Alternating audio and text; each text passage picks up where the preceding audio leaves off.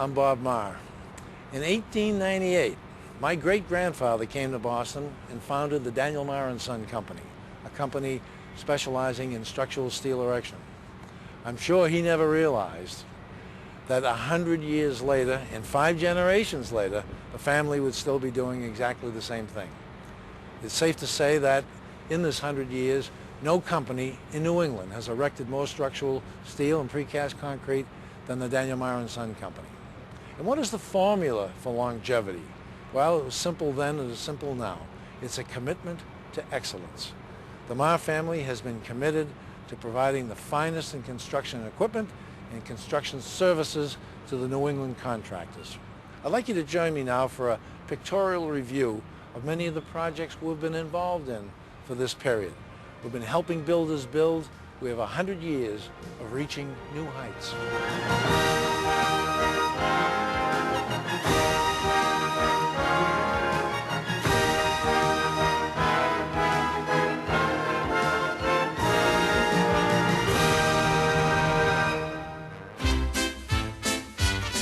In the late 1800s, the realization of sudden riches washed across the nation with the discovery of gold in the Alaskan Klondike.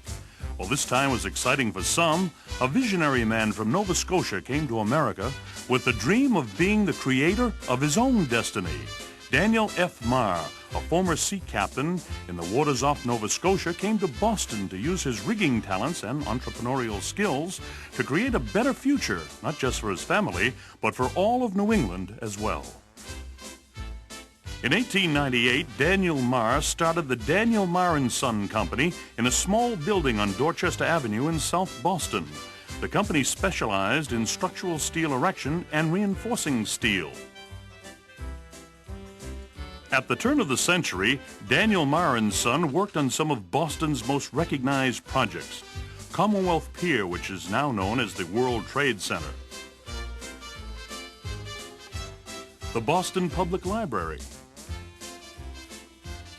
Commonwealth Armory. And Braves Field, home of the Boston Braves. Each of these projects required massive amounts of steel erection, rigging, and support. Daniel Marr and Son was able to meet these challenges and in the process served notice to the Boston construction community that there was a quality company whose excellence followed it from project to project. In the early 20s, Daniel Marr's son, John, began to oversee the operations of the Daniel Marr and Son Company. During this transition, Daniel Marr and Son continued to grow to new levels and provide the community with some of the most memorable structures in the city of Boston, including the Orpheum and State Theaters, the Park Square Building, and the Boston Arena. As the 40s arrived, the nation was faced with one of the greatest challenges it had ever seen. John Marr's son, Daniel F. Marr, later known as the Colonel, began to lead the company into this new era. During this time, the Marr companies began to take on a new shape when in 1942, Daniel Marr added the first of 2 new divisions to the Daniel Marr and Son Company. Marr Equipment Corporation was started to provide New England contractors with the quality, large-scale equipment that they demanded.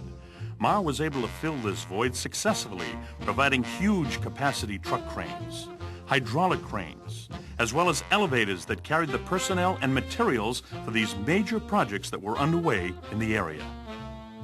Whether it was the dismantling of a bridge or working in downtown Boston, Marr continued to shape Boston's skyline. In addition to the conventional construction projects that they were associated with, Marr began to diversify and find new ways to be associated with excellence. The men from Marr even constructed the boxing ring for the Willie Pep fight at Braves Field and helped to prepare war bond drives in Worcester and Boston. In 1945, the Marr companies continued to expand with the introduction of the Marr Scaffolding Company. By offering Safeway scaffolding and shoring, Marr was now able to provide contractors with a better and safer way to build and or renovate their projects. At both the Worcester train station and the Copley Plaza Hotel, Marr's expertise was used to get the job done right. Throughout the 50s and 60s, Colonel Daniel Marr continued to lead the Marr companies to greater heights. building and renovating many civic and cultural projects, including churches,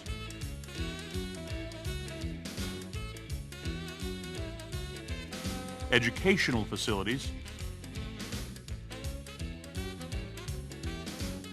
and shopping centers. Some of the more prominent projects were the County Hospital, the Museum of Science, and the dismantling of the Chamber of Commerce building in Boston. While construction of New England's buildings was the focal point of the Marr companies, the well-being of the employees who made up the Marr companies was very important to the Marr family. From the earliest days, the company has recognized that its greatest strength has been the depth of skill and talent found in its employees. The men and women that make up the Marr organization have strived over the years to achieve the highest level of excellence in serving the needs of the company's clients.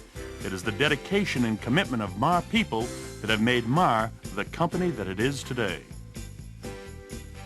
The Marr name was closely associated with the fabric of New England's culture at the time.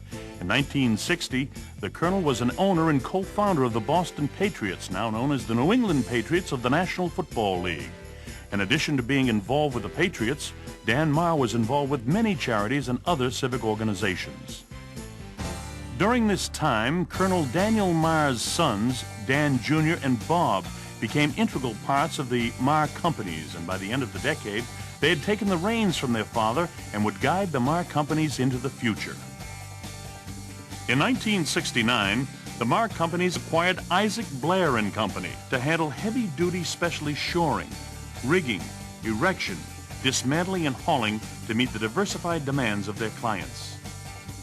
Dan Marr Jr. and his brother Bob have played a major role in shaping the current skyline of the region, whether it was working on the Back Bay Hilton, the Westin Hotel at Copley Place, the Chase Building on Boylston Street, the Dorchester gas tanks, or erecting the massive Seabrook nuclear power plant in New Hampshire. The Marr companies were at the forefront of the project.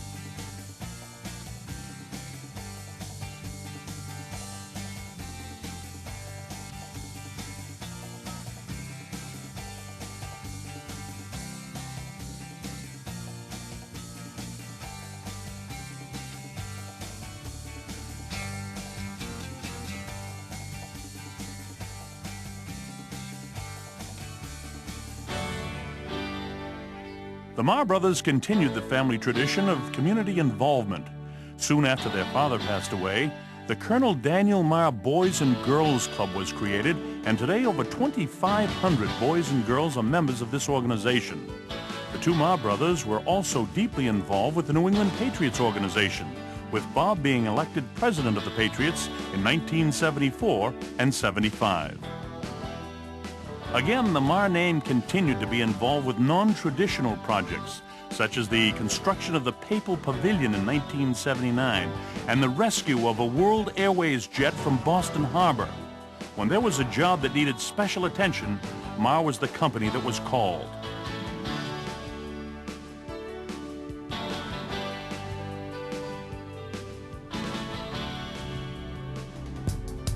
Dan Marr had 4 sons: Dan, Steve, Jeff, and David, who began working with the Marr companies, and eventually each of these men would be responsible for overseeing different aspects of the Marr company's operations.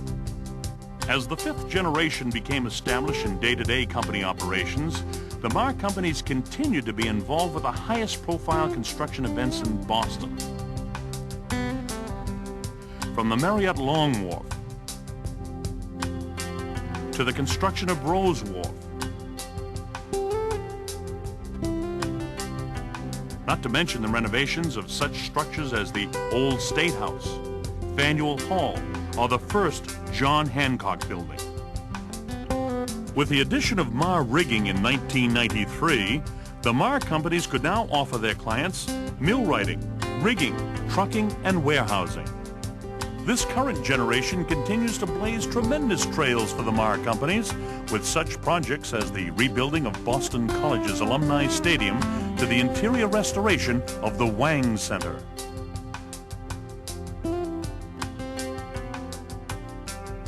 The future holds no boundaries for the Marr companies, who have recently erected the steel on the U.S. Federal Courthouse in Boston.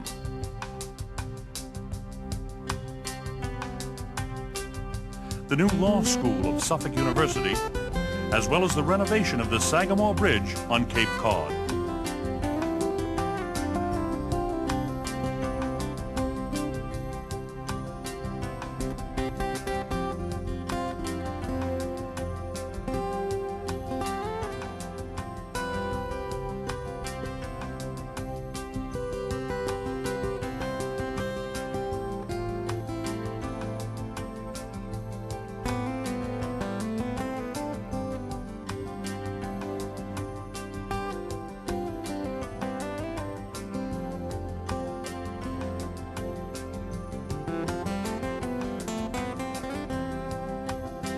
A lot can change over 100 years.